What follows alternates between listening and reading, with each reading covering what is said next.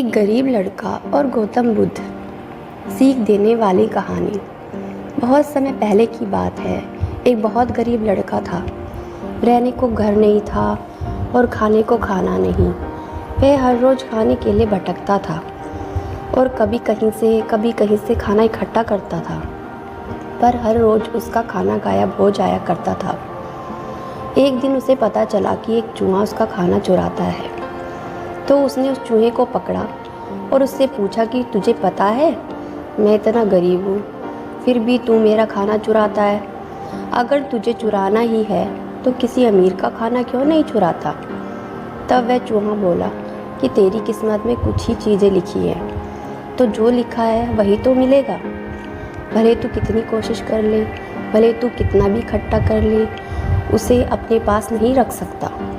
यह जानकर लड़का बहुत हैरान हुआ कि ऐसा कैसे हो सकता है। तब चूहे ने कहा कि अगर तुझे जानना ही है कि तेरी किस्मत में क्या लिखा है, तो भगवान बुद्ध के पास जाना पड़ेगा। वही तुझे बता सकते हैं कि तेरी किस्मत में क्या है। वह लड़का कुछ देर सोचता है, फिर बस उठता है और भगवान बुद्ध से मिलने के लिए निकल पड़ता है। हैरान परेशान सा बस चलता रहता है। चलते चलते बहुत रात हो जाती है। उसको अचानक रास्ते में एक आलीशान हवेली दिखाई देती है, तो वह भूखा प्यासा उस हवेली की ओर चल देता है, यह सोचकर कि कुछ खाने को मिल जाएगा और अगर इजाज़त मिली तो रात आराम से कट जाएगी। उस हवेली के मालिक से एक रात रहने के लिए इजाज़त मांगता है। तब उसको खाना भी मिल जाता है और रात गुजारने के लिए इजाज़त भी मिल जाती है। हवेली वाले मालिक ने लड़के से पूछा कि वो इतनी रात को कहाँ जा रहा है। तो उसने कहा कि मैं भगवान गौतम बुद्ध के पास जा रहा हूँ, अपनी किस्मत के बारे में पूछने के लिए। तो हवेली के मालिक ने कहा कि तुम भगवान बुद्ध से हमारा भी एक सवाल पूछोगे। हमारी एक 17 साल की लड़की है जो बोल नहीं सकती है, तो क्या करे जिससे उसकी आवाज़ आ जाए। उस लड़के ने कहा मैं आपका सवाल ज़रूर पूछूंगा, आप निश्चिंत रहे। और जल्दी सवेरा उसने उनको धन्यवाद कहा और वहाँ से निकल पड़ा। आगे रास्ते में बहुत बड़े बड़े बर्फ़ के पहाड़ थे। वह बड़ी मुश्किल से पहाड़ पर चढ़ा। उसे वहाँ एक जादूगर मिल गया। उसने उससे लड़के से पूछा कि वह कहाँ जा रहा है। तो लड़के ने कहा कि भगवान बुद्ध के पास जा रहा हूँ, अपनी किस्मत के बारे में पूछने के लिए। तब जादूगर ने कहा कि क्या तुम भगवान बुद्ध से मेरा एक सवाल पूछोगे। मैं 200 सालों से यहाँ तपस्या कर रहा हूँ ताकि मैं स्वर्ग में जा सकूँ, और मेरे हिसाब से अब तक तो मुझे स्वर्ग में चले जाना चाहिए था। तो उसने पूछा मैं स्वर्ग जाने के लिए क्या करूं। लड़के ने कहा कि ठीक है, मैं आपका यह सवाल भगवान बुद्ध से अवश्य पूछूंगा। उस जादूगर के पास एक छड़ी थी। जादूगर ने उस छड़ी की मदद से उस लड़के को बर्फ़ के पहाड़ के उस पार पहुंचा दिया, ताकि वह लड़का बिना किसी परेशानी के शीघ्र ही भगवान बुद्ध तक पहुँच सके। जब लड़का वहाँ से आगे बढ़ा तो उसके सामने बहुत बड़ी चुनौती थी। वह बहुत बड़ी नदी थी जो वह खुद नहीं पार कर सकता था। तब वह नदी के पास निराश मन से खड़ा हो गया। मन में सोचता हुआ कि बिना भगवान बुद्ध से मिले वापस जाना पड़ेगा। तभी उसकी मुलाकात विशालकाय कछुए से हुई। लड़के ने कछुए से नदी के उस पार पहुंचाने के लिए मदद मांगी। कछुआ उसे लेकर जाने के लिए तैयार हो गया और फिर कछुए ने भी उससे वही सवाल पूछा, तुम कहाँ जा रहे हो। तब लड़के ने उसको भी सब बताया। तो कछुए ने भी एक सवाल पूछने के लिए कहा, क्या तुम मेरा एक सवाल पूछोगे। लड़का बोला हाँ ज़रूर।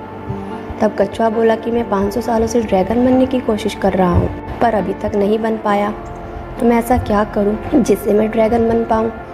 लड़के ने कहा मैं आपका सवाल ज़रूर पूछूंगा। कछुए ने लड़के को अपनी पीठ पर बैठाया और नदी के उस पार पहुँचा दिया।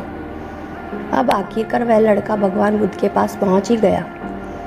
वे बहुत सारे लोग बैठे थे। बुद्ध ने कहा कि एक व्यक्ति के केवल 3 सवाल के जवाब दूंगा। यह सुनकर लड़का एकदम परेशान हो गया, क्योंकि उसे तो 4 सवाल पूछने थे। वह सोचने लगा कि उसे कौन से 3 सवाल पूछने चाहिए।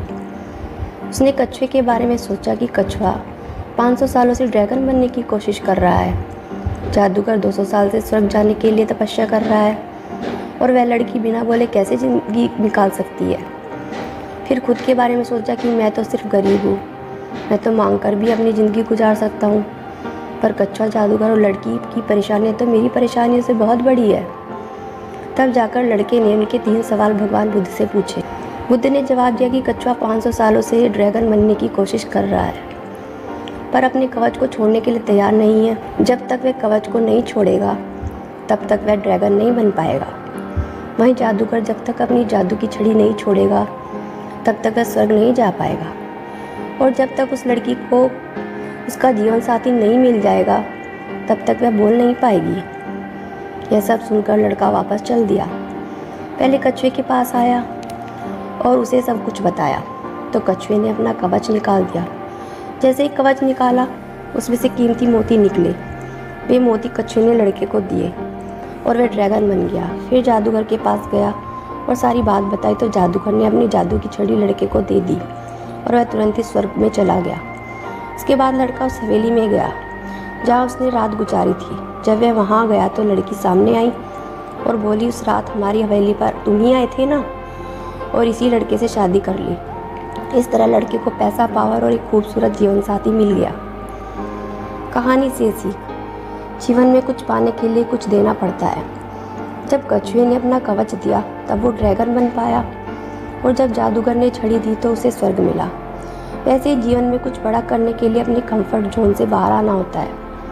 लेकिन जीवन में हमारे साथ होता क्या है, हम यह नहीं समझ पाते कि दूसरों की भलाई चाहने वाले व्यक्ति के साथ खुद ऊपर वाला उसका भला करता है। पानी के जहाज़ सबसे ज़्यादा किनारे पर ही होते हैं, लेकिन जैसे जहाज़ किनारे के लिए नहीं बने हैं, वह बीच समंदर में लहरों को चीरते हुए आगे बढ़ने के लिए बने हैं।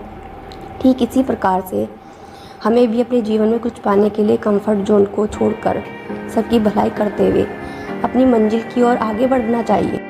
तो दोस्तों, आपको यह कहानी कैसी लगी कमेंट करके अवश्य बताएं। अच्छी लगी तो लाइक करें, अपने दोस्तों के साथ शेयर करें और ऐसे ही रोज़ाना नई कहानी सुनने के लिए हमारे चैनल कहानी मेला को सब्सक्राइब करना ना भूलें। धन्यवाद।